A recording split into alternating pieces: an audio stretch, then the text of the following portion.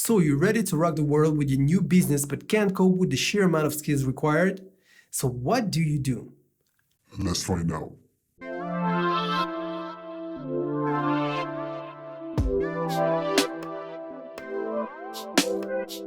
Hello, I'm your host Kaycinho. I'm a digital alchemist, and this episode is episode number 6 of a module dedicated to the preparation phase of launching your business. So if you haven't seen the first 5 videos, I invite you to check the playlist in the description below. And by the way, this module is the second module of a course dedicated to take you from the burning desire to become your own boss to actually launching your business. So I've also put a link to the full course playlist in the description of this video. Case study. There are so many small businesses that you could start that it's virtually impossible to give a one-size-fits-all blueprint. However, given the topic of this channel, I'm going to show you how I would outsource as a small web studio freelancer, and you can apply the same principles to your own business. So let's say that you want to start a website creation business because your code is as pure as a unicorn, but unfortunately you suck at graphic design. Now, that may be a problem, especially if you are in a one-person operation type of business, because let's face it, most of your clients will not understand the importance of your code poetry, even though people in the industry know the importance of good coding. Now, it may be different if your main clients are agencies or IT professionals, but if you intend to target small business owners, you will need to add a layer of sexiness to your work. And that starts with your visual identity, your logo, your imagery, but of course it also concerns the client work aesthetics.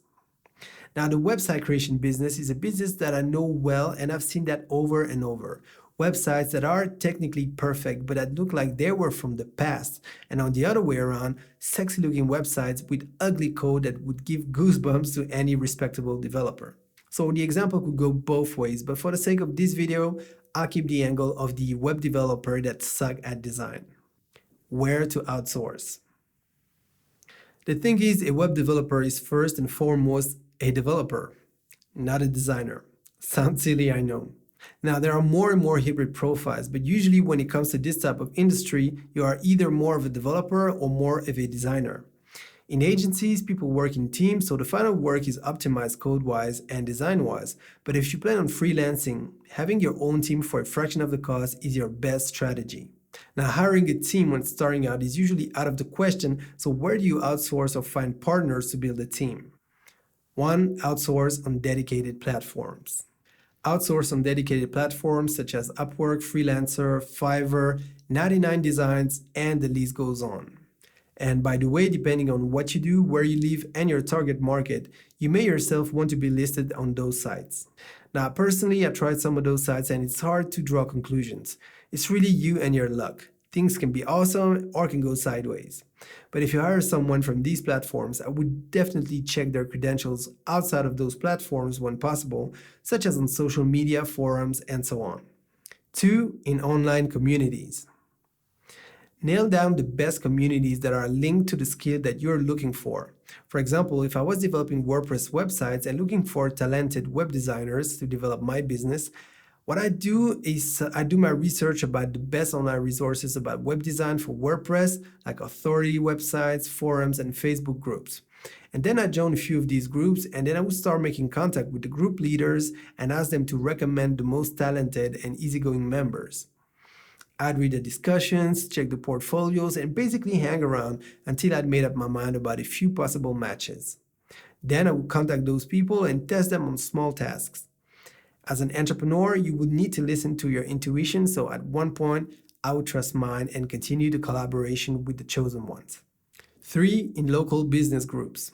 Because when joining a local business group, you will find all kinds of skilled people that you may need at one point, such as graphic designers, printers, marketers, lawyers.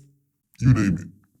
And the advantage of being in a local business group is that those groups are usually no more than 50 professionals, so everyone knows each other, and dishonest people really take risks because if they're being dishonest or unprofessional, the whole group will know. So that is a layer of security that you may not always find online, except in the case of private groups as mentioned earlier. So which method do I recommend if you want to outsource? Well, it depends on the situation. Personally, I'd go with options 2 and 3 at the same time, which means that I'd go for the online communities and local business groups. But in some cases, for example, if I'm in a hurry, I might go with option 1, which is the dedicated platforms. But in that case, I definitely check the reputation of the platform as well as the reputation of the freelancer for the job. But whatever method you choose, the idea is the same. Building a network of trusted professionals that you can outsource to, and the advantage is that you only need to pay them when you've actually contracted a client. So let's say that your client signs up for a full-blown e-commerce website. Ideally, first I'd ask the client to provide the precise project and technical specifications. Or if they don't have it, I could write it for them for a fee. And then I would base my quotation on this document, but practically, in many cases, that would be overkill, especially for a simple e-commerce website with 10 products. So this is what I do. Step 1. After receiving the brief and discussing the details with my client, then I'd contact graphic designers and photographers by following the methods described a moment ago. I would give them the brief and see who can respond in time and for a budget that would still allow me to make an interesting profit. I'd also negotiate to be able to pay a deposit up front and the rest maximum 5 days after my client has paid the total fee of the project. Then, if I had to choose between several partners, I would choose based on preference and past work experience. I would then advise the unchosen ones that it wouldn't work for this project, but I would thank them for taking the time to get back to me. Step 2. I'd make sure that my quotation to my client is precise and carefully lists what he or she would get for the money paid, the number of pages, products, and so on. I would also make sure that the estimated delivery time of the project is realistic based on my current planning and that the payment scheme is clearly laid out. Step 3. I'd get a 50% deposit from the client. As negotiated in the previous step, I would get the remaining 50% at the latest on the day of public release, or for a larger project, you could go with 50% deposit, then another 30% upon release of the demo, and the final 20% on the day of public release. Step 4. I'd pay the deposit for the web designer and the photographer and start the project management and development of the project. Ideally, I would have hired a project manager too, but for smaller projects, it would bump the price significantly. So if you're planning to start a one-person operation type of business, be ready to learn the basics of project management and do not forget to get paid for that. And what I mean by that is to assess the time devoted to project management and put a price tag on it. Now, obviously, you shouldn't bump the price as significantly as if you had outsourced the project management to another professional, but it should be taken into account because it does take time to manage a team, get people to deliver on time, make the revisions, and so on.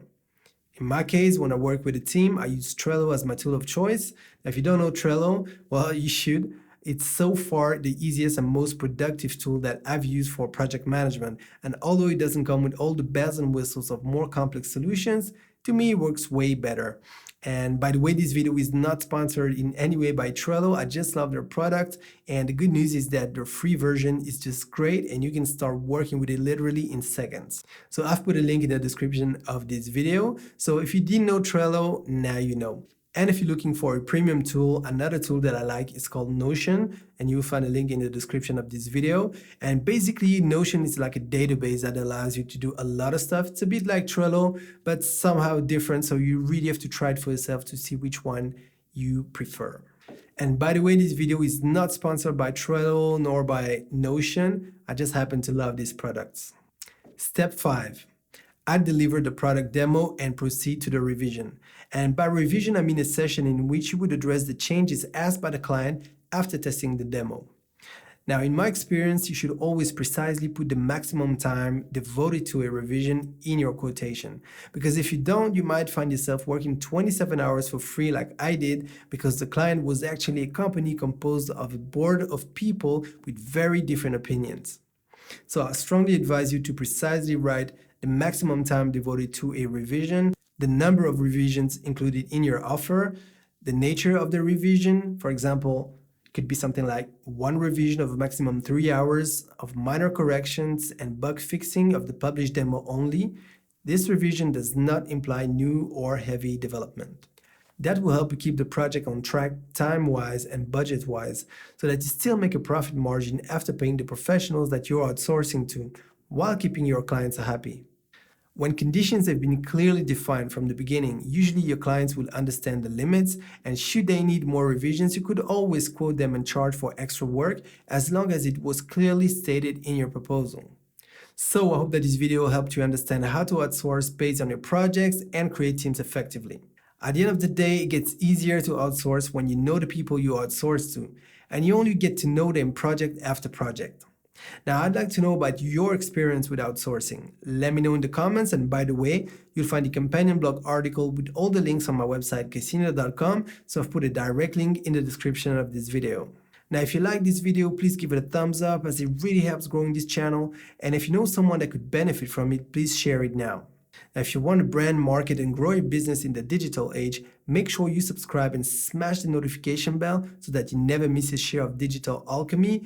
And if you're interested in tips, tools, services, and case studies that can help you grow your business online, then go to kaycinho.com/newsletter and subscribe to my email newsletter.